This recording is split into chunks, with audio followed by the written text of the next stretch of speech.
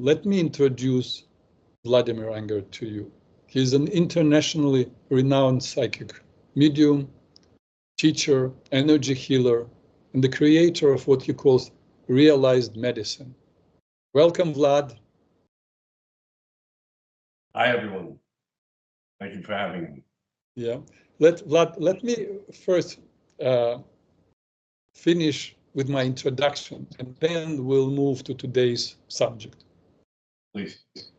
We'll be covering these subjects, or I should say, we'll be sharing with you our ways of understanding and dealing with following challenges: blame, denial, guilt, judgment, ingratitude, jealousy, expectations, worry, doubt, arrogance,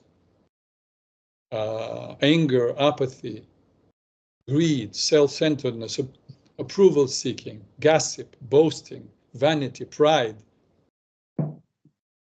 impatience, stubbornness, lying, stinginess, and wastefulness. Altogether 24. Those of you who remember me doing the fifth pillar, remember that I actually started with guilt. My rationale was, if people do not address guilt, once they begin to discover all their imperfections, let's call them, the guilt of having those imperfections may take their energy away, or may take all their attention and energy from working on the very issues that they felt guilty about. Well, Vlad said, people give up unless people stop blaming other people and denying their responsibility for the negative character traits. Nothing will happen. They will not even get to dealing with guilt. They will never be committed to do any serious work on making changes within themselves. What he said made sense to me.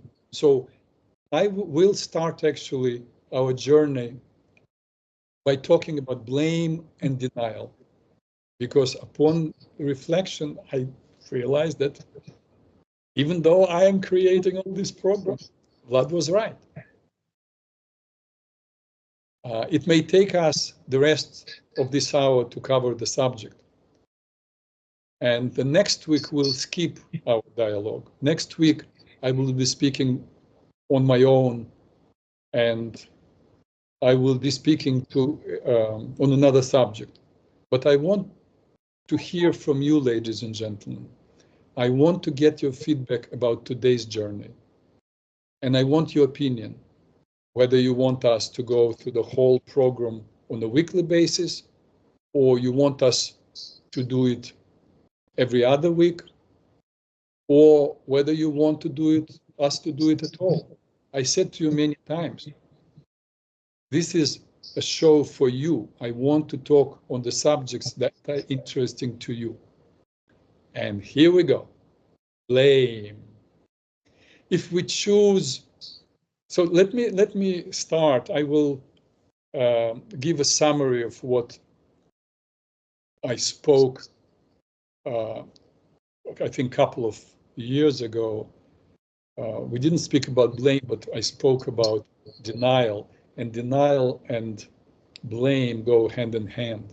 So blame, if we choose to look, and I invite you to look at the Bible, yes, the Bible, as not only as a spiritual instruction manual, but also as an archetypal text. We'll immediately see that blame is the very first verbal interaction that people have with God. As I say people, I mean Adam and Eve. The Bible narratives goes like this. After God created Adam and Eve, God said, it's not good for man to be alone. You know the story. And then he created Eve. In chapter 2, verse 17, God said, from every tree you can eat freely, but you must not eat from the tree of knowledge of good and evil. And then we read that Adam and Eve ate from the tree. And if you're interested in checking up, in chapter 3, verses 9, God said, "Where are you?" He's God, for God's sake. What do you mean, where are you? Isn't God all-knowing and can see everything? Where are you in Hebrew is ayeka, which means, where are you? Where are you in your relationship with me? That's what God meant, or sages interpreted it. That's where the question is. Where are you? I created you, and I told you what to do and what not to do. And what did Adam answer? What did Adam do? Did he say, "Oops, sorry, dear Dad, dear God, my creator, really I screwed up"? No, he denied responsibility and he blamed Eve and God. He said, "The woman you gave me to be with me, she gave me of the tree and I ate." Verse 12 in chapter 3. Right after Adam, God asked Eve the same question, and she replied in pretty much the same manner. She said, "The serpent deceived me and I ate." You see what's going on, ladies and gentlemen? We are genetically predisposed not to take responsibility and to blame. Let's move now to denial, because blame and denial are so intertwined. Denial. When I speak of denial, of course, I don't mean a refusal to satisfy someone's request or desire. I'm talking about psychological definition of denial as a defense mechanism in which confrontation or personal problem or reality is avoided by denying the existence of that problem or reality. One of the two main reasons of alcoholism and drug addiction is denial, choosing to muffle one's frustration or pain by intensely filling oneself with work or with intoxication. I could probably speak for 2 hours with examples of denial from my clinical practice. The problem with denial is that for a short time it actually works. It helps a person to have a peace of mind when he or she cannot or will not accept unpleasant truth. On the long run, of course, that's not working. So how do we face the truth? What is the way to end denial? Well, before I share with you my ideas of how to end denial and blame, I would like Vlad now to give his take on the problems of denial and blame, his approach. Vlad, the floor is yours. I was sitting here, as you know, I kind of prepare, but I really never prepare because I allow the stories to come. And fortunately for me, I draw from my experience as a healer to understand how it not only intellectually, emotionally, and physically affects us, but how it energetically affects us, and it affects our relationship with God. Once you accept that God's not a dude in the sky with a beard or blonde hair and blue eyes, then you can understand that it doesn't deviate from us. In other words, it doesn't turn its back on us. It's we who turn our backs on it. And the story that came to mind is, as an example of what happens as a result of denial and progress, I treated a young lady from South America who's a yoga teacher, but in her prior to her becoming a yoga teacher, she was a substance abuser. And she developed, I was asked to treat her for a tumor that developed behind her retina.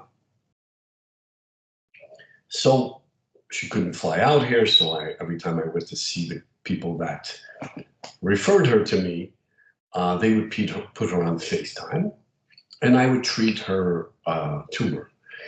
The reason she chose to be treated by me, because she really didn't have any choice. You cannot receive chemotherapy or radiation for such an obstruction because it destroys the eye, and of course, the individual loses their eyesight. And so after numerous, probably 3 or 4 sessions, the obstruction disappeared. And I would say probably on the 5th session, I noticed something interesting. I noticed that the light of the soul had retracted from the eye and backed off literally as if it lowered itself closer to the heart, which means I had to reach into the eye to pull the light back through the eye so that the eye can come back to life. That means denial and unwillingness to accept responsibility for how we see reality causes the light to retract. And the organ that represents the behavior therefore atrophies and develops an obstruction.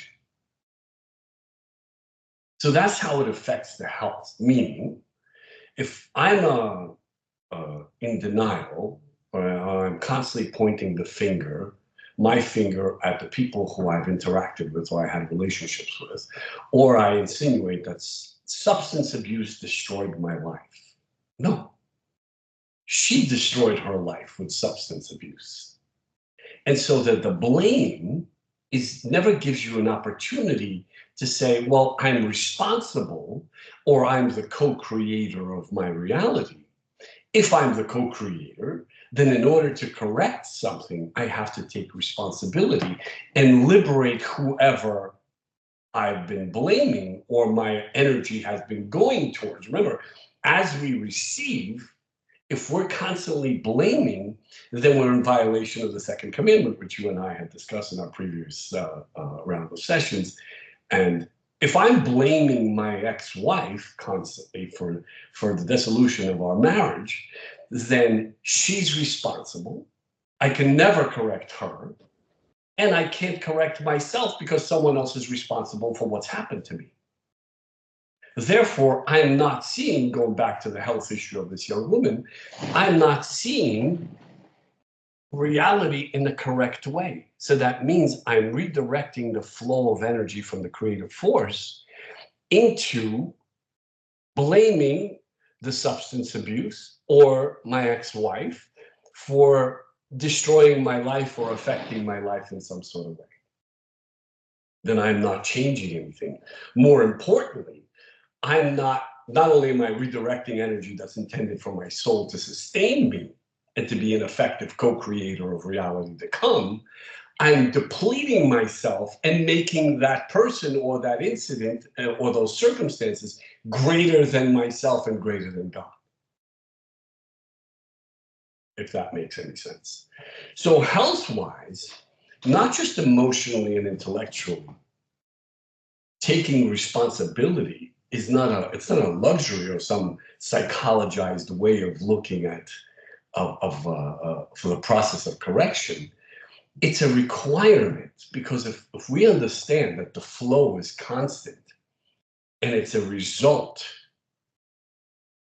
of our willingness to accept that nothing happened to us, we co-created everything. It's a literal physical manifestation of our reality.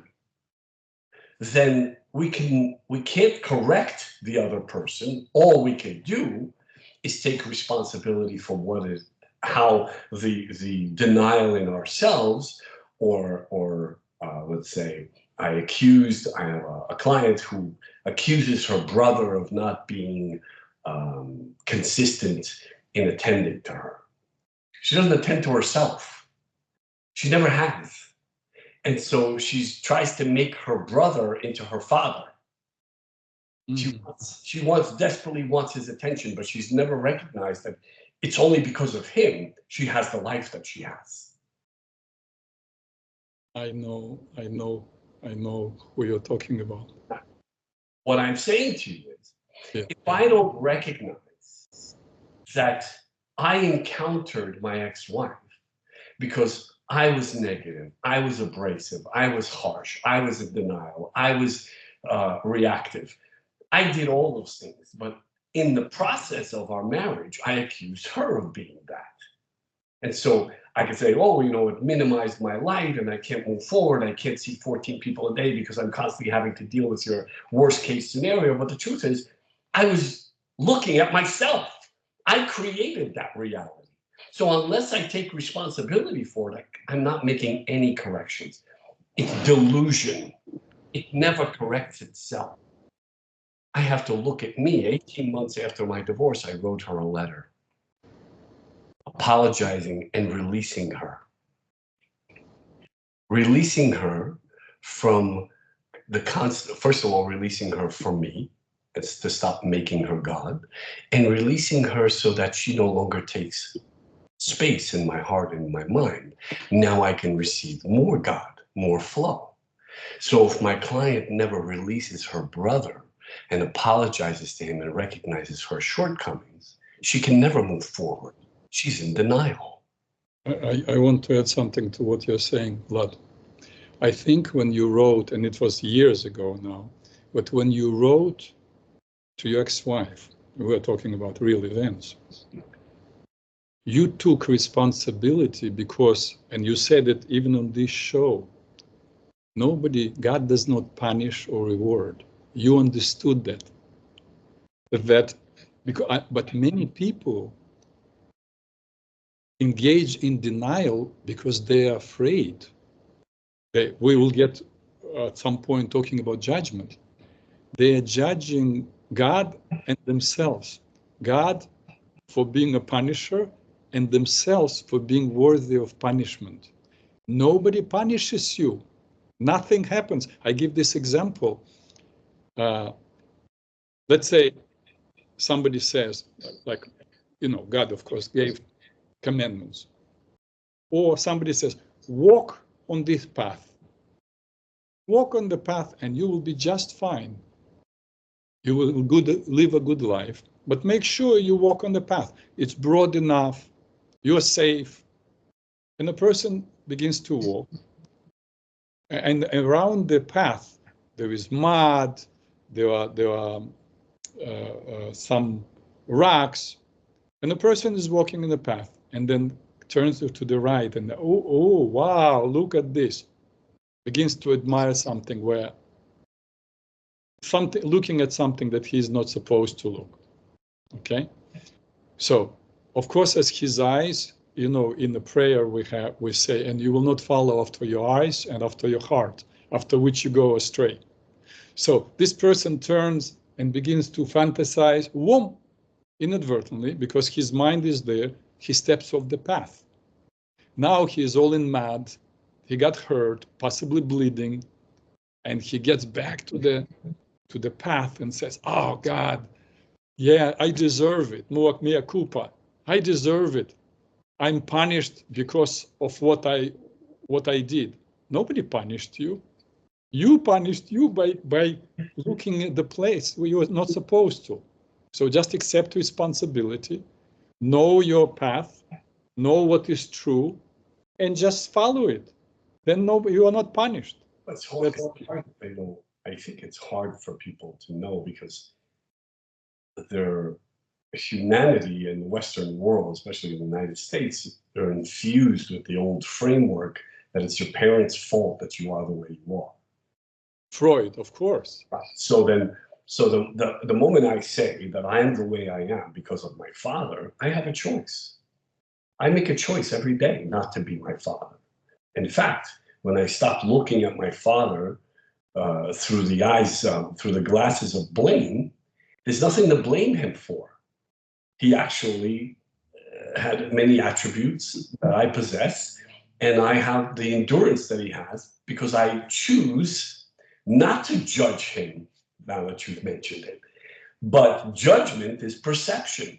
So if I perceive him constantly through the eyes of my mother, then he's not worthy. He's not intelligent enough. He's a working class guy, and he has dirt under his nails and beer breath. But if I take those glasses off and my perception engages me in seeing the best of him, then I can have a relationship with him that is a response based on what I believe to be true.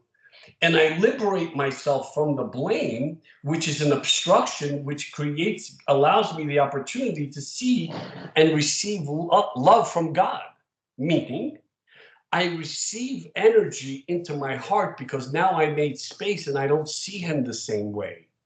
I see the best of him, which means my perception is no longer judgment. It gives me the opportunity to create a relationship based on my new perception. Exactly. You know, he had the best of him and the worst of him. And as you choose not to just say, dismiss a whole person, but say, these are the beautiful qualities, then you embrace those beautiful qualities in yourself. Correct. Then when the light comes on, then you can see it. People say, well, you know, this is what I know about them. There are no redeeming factors. That's not true. If you're willing to put aside your judgment and how their behavior didn't benefit you out of your selfishness, like the client I was talking about, it's selfish behavior, constantly pointing the finger. Oh, I had to take care of his wife, or I had to deal with this. Look at yourself. Look at what you deal with yourself. In fact, as a matter of fact, this woman I'm talking about, she gained a ton of weight because she's unable to let go of what her perception is of that individual. She cannot let it go. She needs it to fuel, to constantly, we become obsessed with those qualities and we fuel resentment, which means there's no room for God. There's no room for love. And it's not denial and justification to put a pretty pink bow on it and say, oh, well, I only choose to see the best in people. No, I'm not like that. I understood, really, because of the extraordinary experiences, I understood that if God is love and I want more God and I want to be an effective co-creator of my own reality, I have to accept that my perception of that individual was skewed by my old framework. And if I stop blaming them and insinuating that they did something wrong to me and see the value of what they provided for me, now I can make space for more God, fill my heart with love, and all of a sudden the light comes on and I see the world, I perceive it in a completely different way. But for a lot of people, it is scary to take responsibility. In fact, you know, at 12 o'clock, I spoke to a student and I gave her this example. I saw somebody not so long ago who came to see me in person to my home and was telling me all these terrible things about his wife. How she what she doesn't do and what she does is wrong and how she mistreats children. And I mean, what first 20 minutes, that's what he spilled it all out. His rehearsed story. Yeah, I love it. Yeah, rehearsed story. Yes, I'm sure he told it. In fact, I know he told it to his friends. He told it to his parents. Who told it to her parents to shame her, right? So he tells me all this, but the way he talks, he gives me examples. I said to her, I say, oi, oi, oi, and I go like this, whoa, whoa, whoa, whoa, whoa, whoa, wow. And he goes, what? You understand now? I say, yes. You know, from what you told me, and I will tell you something that may kind of shock you, but remember, your friends recommended that you come to see me. So I'm not I'm not an unknown guy. Your friends know me, and I help them. So be patient with me. But I want to tell you, what you told me is horrific. But horrific not about your wife, but you are an abusive husband. You are abusive father, you're a negative person, you're a miserable person, your life is not good. You have all the possibility to give a very good life, to live a good life. You make a lot of money, you have all the possessions in the world. So we have this talk, and I point out to him every single thing where he twists things around to attack her, and where he searches for the worst, and also show to him how it's the worst in himself, and so on. At the end of the session, that's why I'm telling you the story, he puts money on the, of course, cash. These people, okay. He puts money on my cocktail table and says, listen, in the past, I've seen a couple of shrinks, and I walked out, I felt good. I'm walking now, I feel terrible. You're a psychologist, you're supposed to make me feel good. And I said to him, I said the name, and I said, if you want to feel good, go to a supermarket, buy Cherry Garcia from Ben & Jerry. It will make you feel good, and it will be less, it's 1/100 of what you're paying to me. But it was scary to him. And for 3 weeks, I did not hear from him because it's so painful to take responsibility. But he's a very intelligent person. And after 3 weeks, he called me and said, you know something? Maybe you got the point. And now we're working, and now he's accepting responsibility. But it's hard. I want to, if I may, comment on this, what you're saying, it's hard. You know, very often these people that live in their blame and the old psychologized framework, it's convenient because what it does, blame, it takes the focus off themselves. And they claim that that they're actually working on themselves. Meanwhile, they're just spiritual materialists. They accumulate intellectual knowledge and information so that they can defend their rehearsed story. And then they integrate their accumulated information into their rehearsed story so that they can stand up and set the record straight, that they're really right. Look at what they did to me. They didn't do anything to you. Once you accept that you're an effective co-creator of reality and you have a ritual life which sustains you, and you're connected and you claim you're connected to God through your rituals, you have no God. And if you're gaining weight and you can't control it, it's because of the fact that there's no movement of energy through your heart, and you're accumulating weight, because weight is very physical, which means there's never been a correction. There's no rooms, your cells are atrophying, and you're expanding in the physical reality instead of constantly allowing yourself to receive energy and the flow to come through your heart, which means there has been no resolve. It speaks for itself. If there's resolve and you take responsibility and say, you know what, I accept. I was a dingbat, you know, I was a young kid. I was reactive, I was abrasive, I was harsh, I was all these things. And I didn't recognize that I actually was, you know, with all my abilities and everything I know, I didn't know anything. I was just immature. The fact that I have abilities didn't make me mature. So to constantly blame my wife and say, my ex-wife, and say, hey, you know what, she was worst case scenario. I was worst case scenario. That's how I got her. Right. That will. And if people, there are many people that go through these weight programs. They starve themselves. They go on fasts and programs and all kinds of nonsense. It has nothing to do with anything. Weight, literally, based on your explanation, is holding on. It accumulates because there's no flow in the cells, and the cells atrophy, and you start to physically expand instead of spiritually grow. So then the expansion of the physical body is an indication that there's no fluidity, no energetic flow in the cells. That means you're not allowing your mind to release the individuals that hold you up from receiving. They still take up space in your heart and in your mind because of your own perception of them and your need to be right. And as it is, as inside, so is outside. If you go in their closet, you will find that there is so much clothes that they no longer need. They're holding on to objects. So they're holding on in the outside and in the inside. And the body is in between the outer and inner. But I wanted to mention something, Vlad. We speak God, God, God, God, God, God. But I don't want to exclude people who are atheists. So I want to suggest those who actually question the existence of God. You don't have to convert into believing in God. Just experiment. Look at what we are saying as archetypal stories, just like, fairy tales. They're archetypal stories. Look at it for 3 weeks and practice tools. We did not speak about the tools yet. Vlad and I did not start talking about them. We'll do it now in the remaining 25 minutes.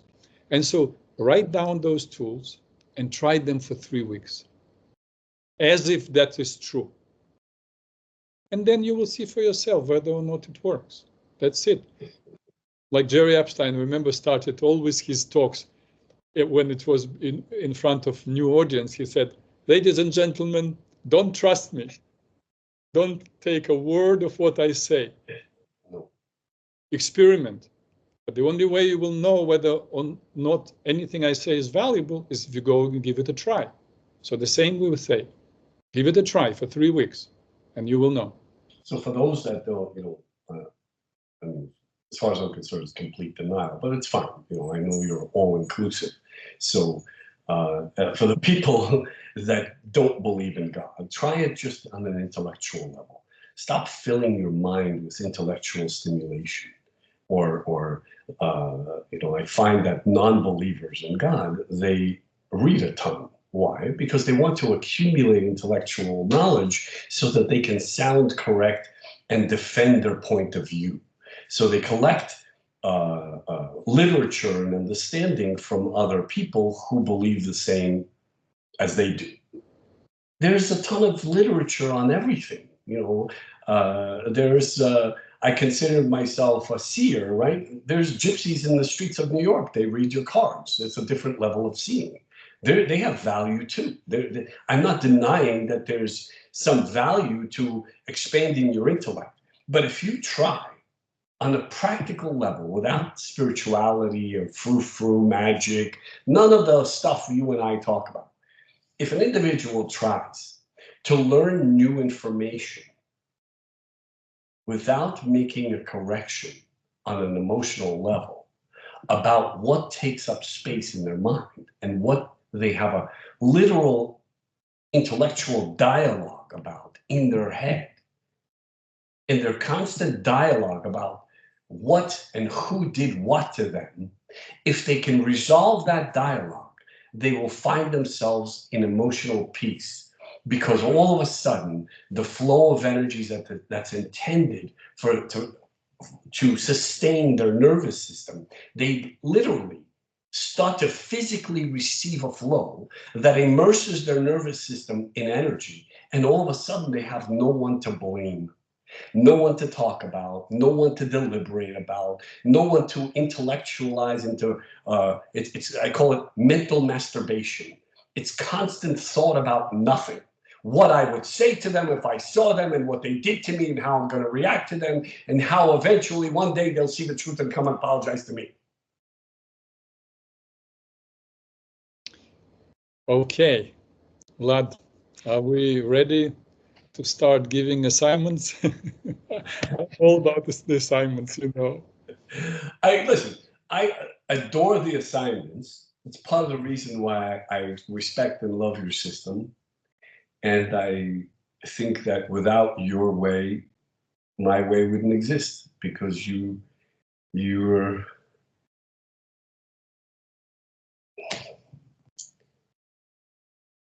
gave me the fuel to become this.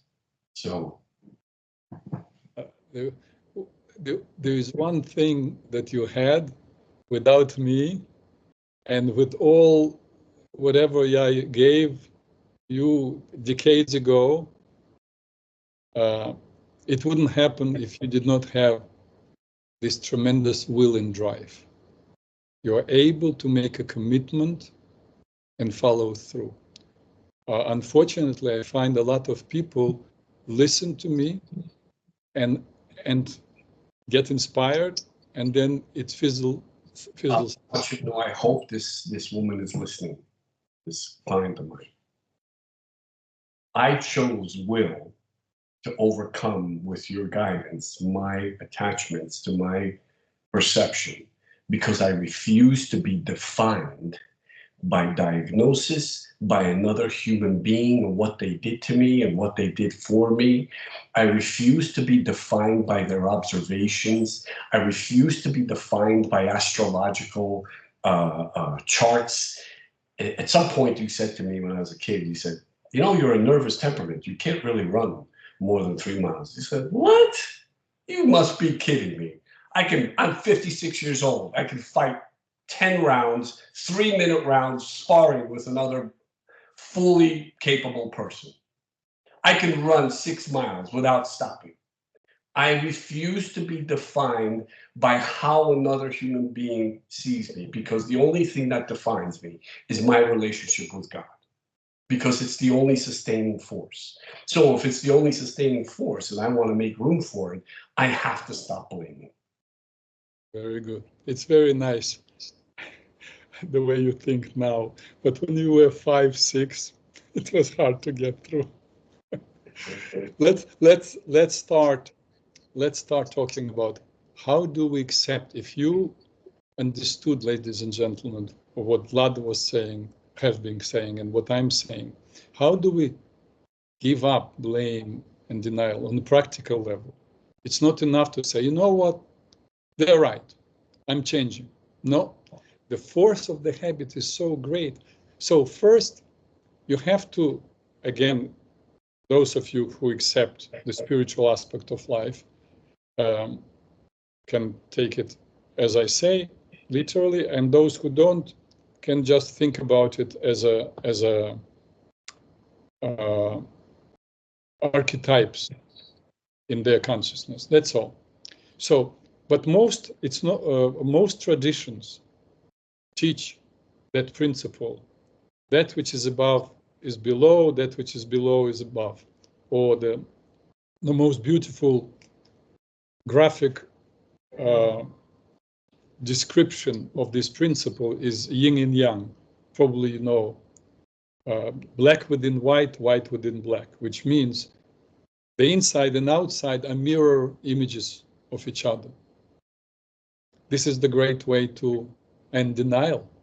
If there is something or someone in your life that you don't like, or some negative experience that repeats itself, that is happening in the outside, you have to know that this is the state of your consciousness. You ask yourself, what does this, whatever it is, tell me about me? This is a simple exercise. What does this tell me about me? If you are surrounded by people who are unkind, ask yourself, if you are unkind, if you search honestly and without judgment, and again, if you tend to judge yourself a lot, we'll have a subject judgment, maybe in a couple of weeks. You may discover that you have been unkind in some other circumstances, maybe unkind toward yourself. But yet there is another way to end denial. By now, I hope you already read my article on dream work. I spoke about dreams on this show probably at least 25 times and encouraged you to read the article. I suggested that you read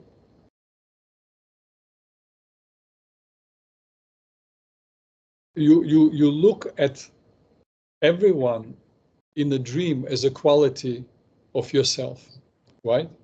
When you see yourself in a dream, those are qualities that you identify with.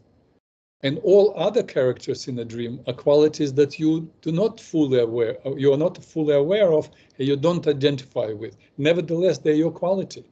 So apply the same principle to people or events in your daily life. If you encounter someone who you do not appreciate, ask yourself, what quality of myself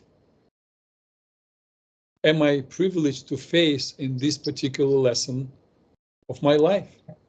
Know that everything you have in your life is your own creation. That's what Vlad is saying over and over. A tough pill to swallow, I understand.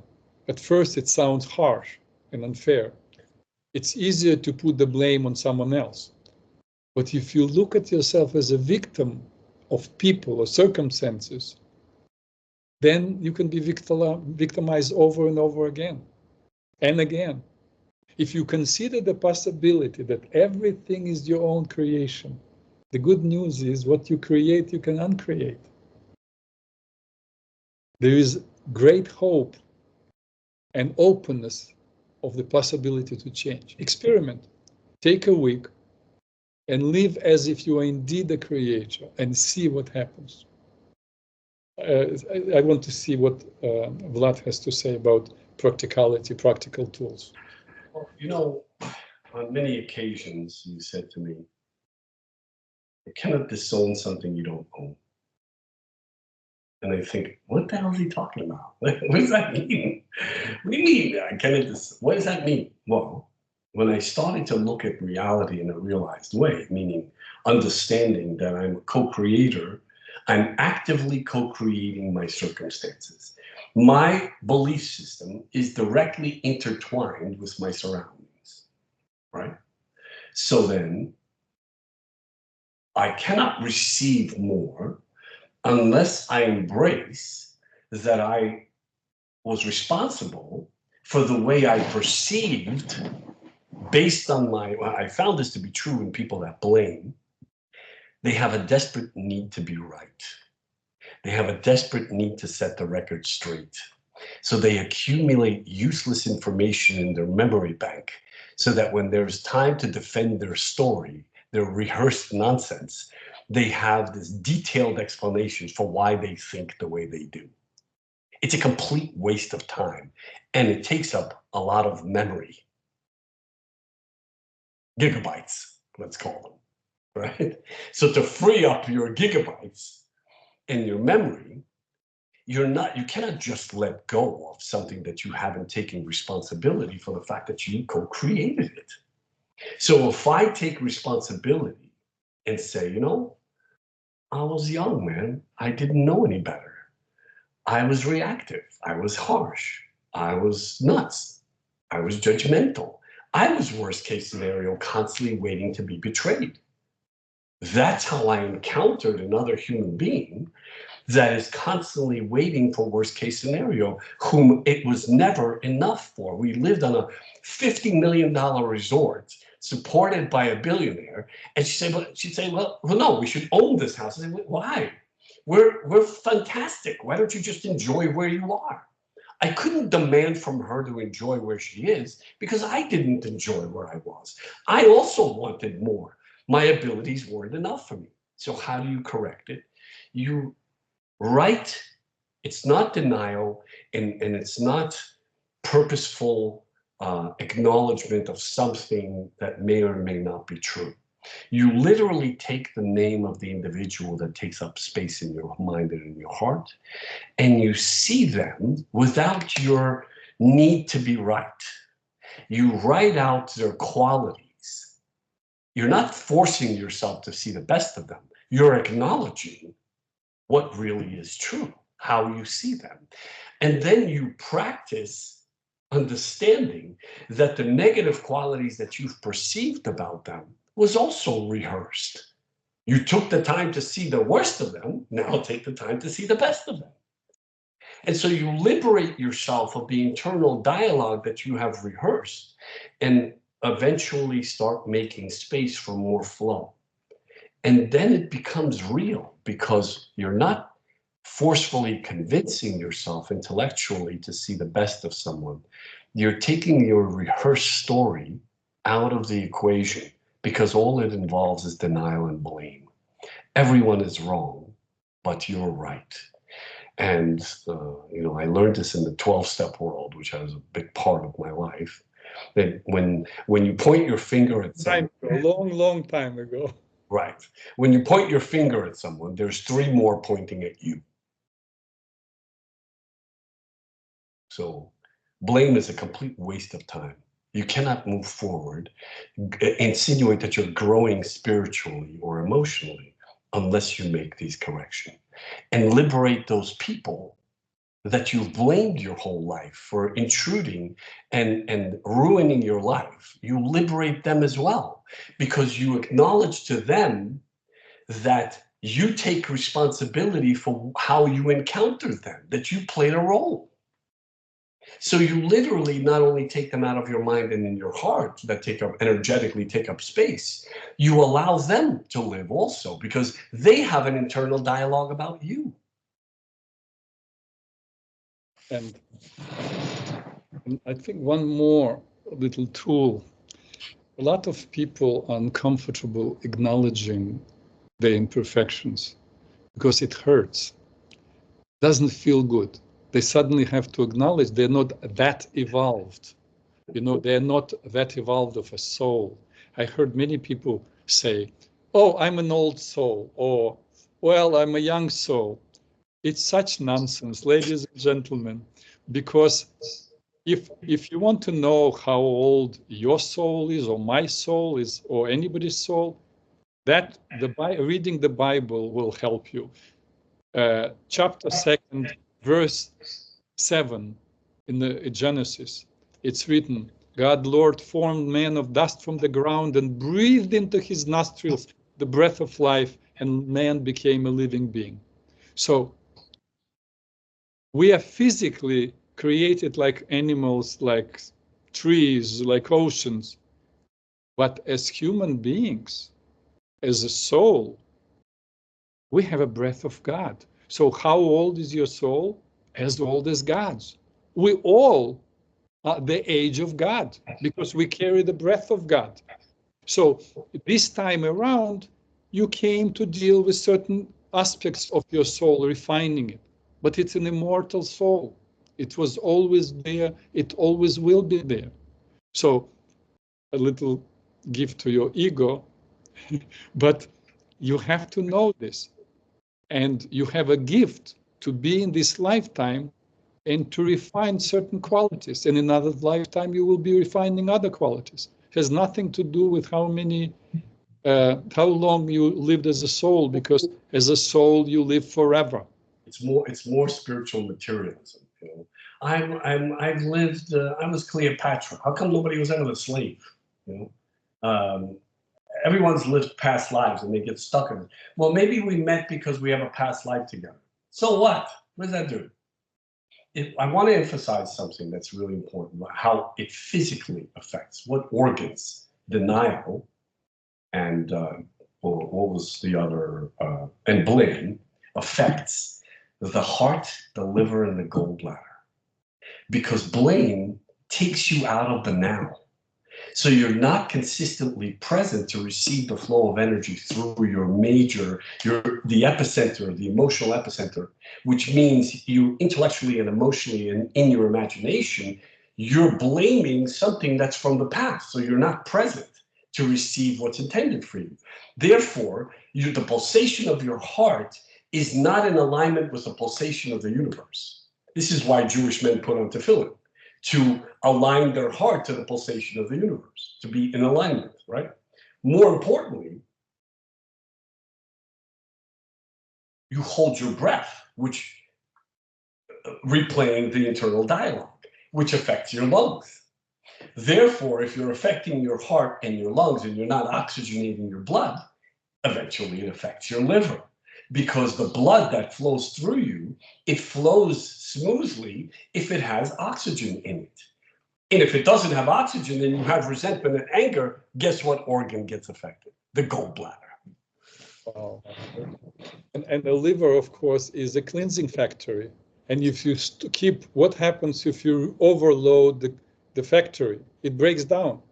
So if you hold on to resentment, hate, disappointment, your liver goes. So for everyone that's listening who prides themselves on working on themselves spiritually because they've taken a couple of courses and received a couple of certificates. Look at your own health. It'll tell you the story about how blame and guilt has affected you. And guilt is the next subject we'll be talking next time we get together.